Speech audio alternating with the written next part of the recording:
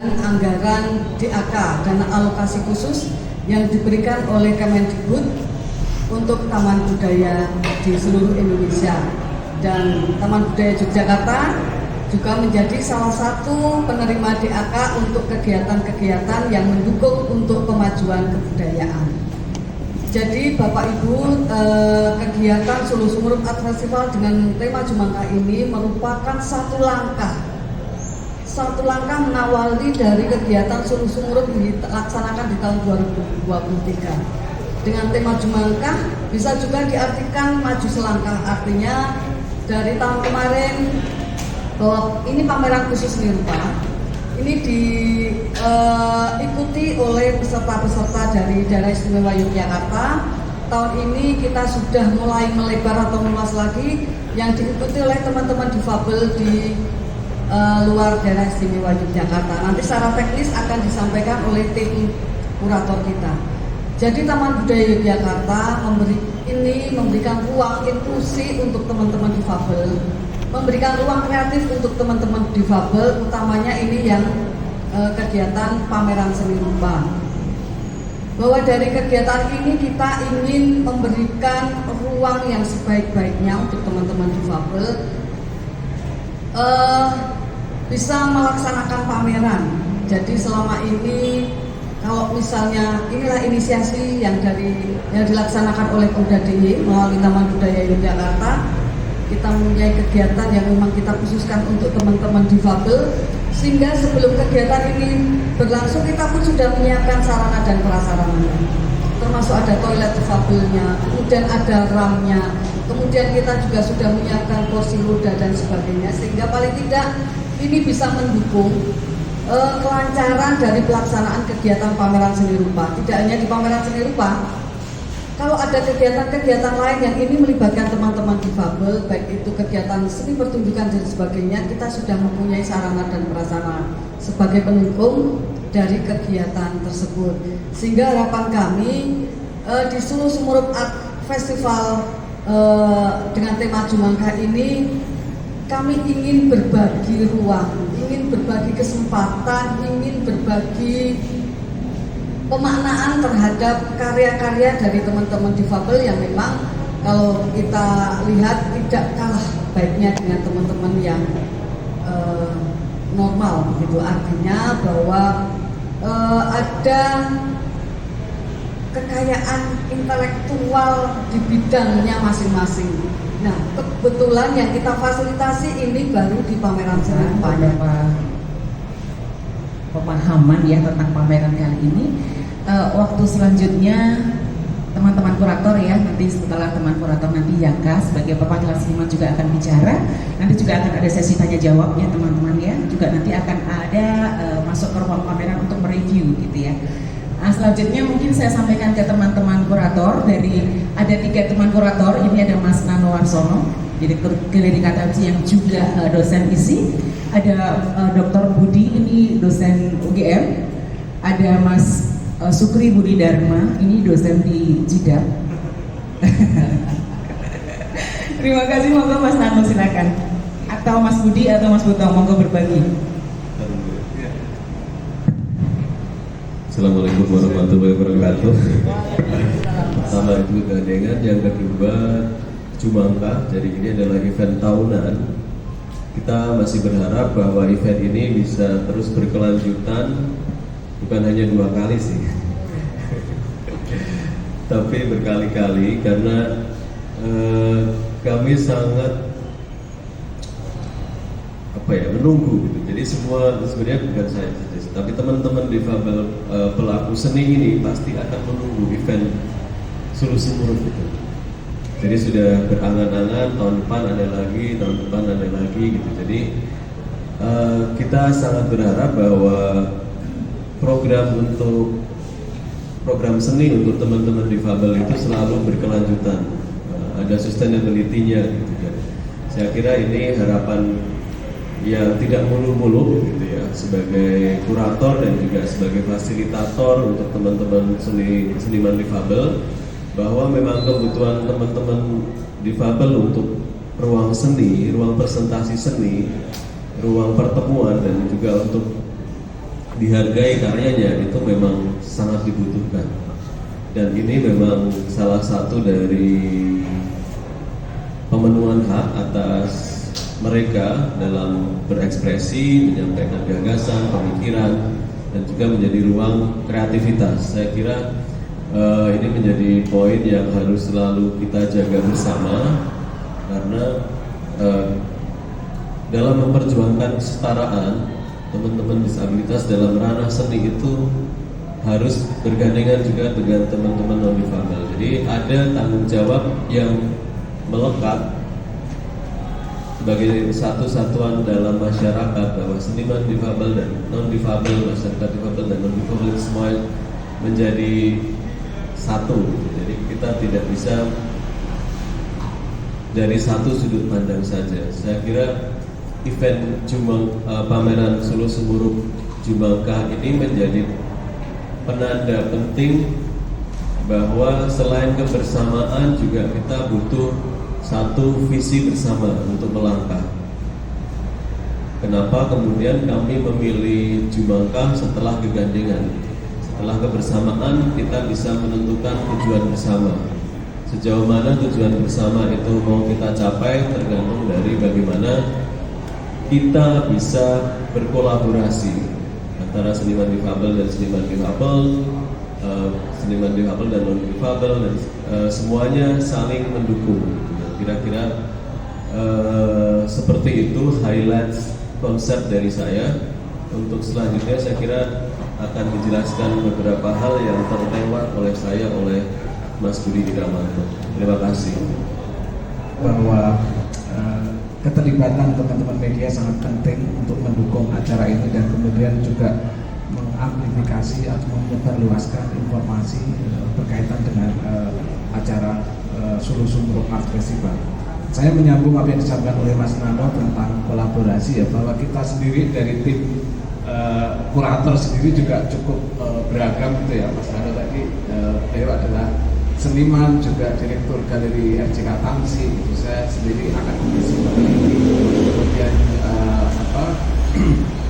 juga terlibat di beberapa event senian yang lain. Kemudian Mas Butong ini adalah seniman dan juga dia juga aktivis di dalam gerakan disabilitas, seni disabilitas di Indonesia.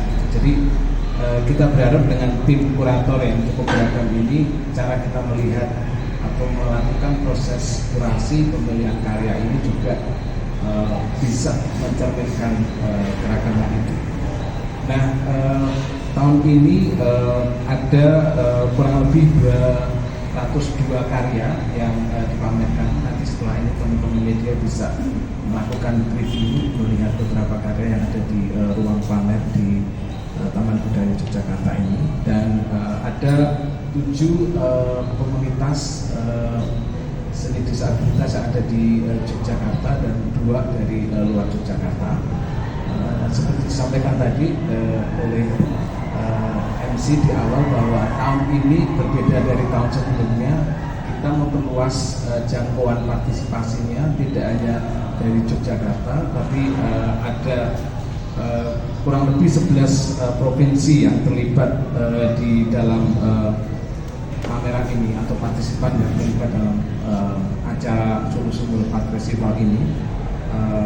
Yogyakarta sendiri, kemudian ada dari DKI Jakarta, kemudian ada Banten, Jawa Tengah, Jawa Timur, kemudian dari luar Jawa ada Bali, Kalimantan Tengah, Sulawesi Utara, Ambon, Bengkulu, dan Lampung. Jadi dengan kata lain kita ingin memberi ruang yang lebih luas lagi, ya. Moga-moga ini bisa lebih besar lagi di tahun-tahun depan, ya. Mas Nano, ya, depan insya Allah kita masih akan terus selenggarakan lagi ini gitu. Nah, yang menarik juga yang mungkin teman-teman perlu catat bahwa tadi saya sampaikan ada 7 komunitas dari Jogja, itu meliputi ada NA, ada Potax, JDA, SLB Pembina, Pararupa, Yakum, Pensil Terbang, dan Yayasan Saya. Dan 2 komunitas dari luar Jogja ada Special Need Activity atau SNE, itu dari Cirebon, ya, kalau tidak salah, kemudian ada SLB Karya Kasih. Nah, peserta pameran Suluh Sumurep ini sebenarnya mewakili spektrum disabilitas yang luas ya. Kita tahu disabilitas itu terdiri dari disabilitas fisik, kemudian sensorik, intelektual, dan mental. Selain itu juga peserta pameran ini mencakup beragam gender, dalam arti bahwa tidak hanya peserta laki-laki gitu ya, tapi juga teman-teman nanti bisa saksikan cukup banyak karya yang luar biasa dari teman-teman difabel perempuan. Total dari seluruh peserta pameran Suluh Sumurep ini yang nanti karyanya akan teman-teman media saksikan di dalam nanti, itu ada kurang lebih sekitar 72 gitu ya. Jadi terdiri dari perorangan, kemudian juga anggota dari komunitas itu sendiri. Nah, di luar pameran itu sendiri sebenarnya kita ada beragam program ya, dan sebenarnya teman-teman nanti bisa lebih detail melihat di Instagram Suluh Sumurep ya, tanpa spasi, lewat karya yang muncul di sini, karena dalam dunia sehari-hari tidak selalu suara-suara dari teman-teman penyandang disabilitas ini didengar, bahkan seringkali diabaikan. Dan lewat karya ini entah dalam musik, kemudian dalam rupa, maupun juga lewat karya nyata dengan tadi produk entah itu kerajinan dan apapun yang dipamerkan di sini, itu menunjukkan bahwa teman disabilitas ini adalah sosok yang bukan hanya aktif tapi juga kreatif, juga mandiri, dan sebenarnya memang memiliki hak yang harus diakui secara setara. Jadi itu yang antara lain menjadi visi kita ketika kita melakukan proses kurasi dalam memilih karya di sini. Saya kira itu. Bu Pur, Mas Samo, dan Mas Budi, saya mungkin menambahkan ada beberapa poin yang tadi sudah dibahas dan Bu Pur sudah mengatakan bahwa tentang kemajuan seni, kemajuan tentang seni dan budaya itu di Taman Budaya ini, di event ini teman-teman tidak ditinggalkan. Mungkin itu poin penting. Karena selama ini saya dan beberapa teman-teman disabilitas itu juga merasa ketika pemajuan kebudayaan ini kok ditinggalkan. Tapi di acara ini di Taman Budaya, seperti Mas Samo bilang tadi, bahwa teman-teman pun akhirnya merasa tidak ditinggalkan karena mereka mempunyai harapan di tahun depan akan ada lagi, di tahun depan akan ada. Dan efeknya itu sendiri, teman-teman tanpa disadari mereka terus memaju untuk mengembangkan diri. Mungkin tadi disebut juga ada semangat, jelas akan menambah kepercayaan diri bagi teman-teman. Dan yang paling penting adalah pameran ini juga menjadi edukasi buat teman-teman disabilitas, adik-adik yang mungkin belum mendapatkan kesempatan dan masih belum berani untuk tadi melangkah lebih jauh gitu. Mereka mempunyai gambaran. Dan satu lagi, bahwa mungkin kalau bicara tentang orang yang bekerja di belakang layar yang ukur di pameran ini, kalau di undang-undang tenaga kerja setahu saya itu harus mempekerjakan 1% disabilitas, gitu kan. Tapi di pameran ini orang yang di belakang layar ini juga bekerja, itu teman-teman disabilitas lebih dari 1%. Jadi kita bisa memberikan kesempatan juga buat teman-teman disabilitas untuk terlibat di dalam proses pameran ini. Sebagai contoh, salah satunya mungkin tadi di area masuk itu ada satu karya fasad, dan nanti mungkin lagi di dalam itu karya dari teman disabilitas yang bernama Edi Prianto. Dia mahasiswa jurusan tingkat akhir dari ISI Yogyakarta. Dia seorang disabilitas daksa. Nah, kita bisa melihat bagaimana keterlibatan Edi dalam membuat fasad, membuat beberapa ornamen seperti ini, gitu ya.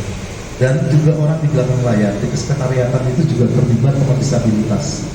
Jadi pemberian kesempatan itu bukan hanya di dalam ruang pamernya saja, namun bagaimana ketika teman-teman juga yang bekerja di belakang layar itu juga mendapatkan kesempatan. Mungkin tepuk tangan dulu untuk Taman Budaya Jakarta yang sudah memberikan kesempatan buat teman-teman disabilitas.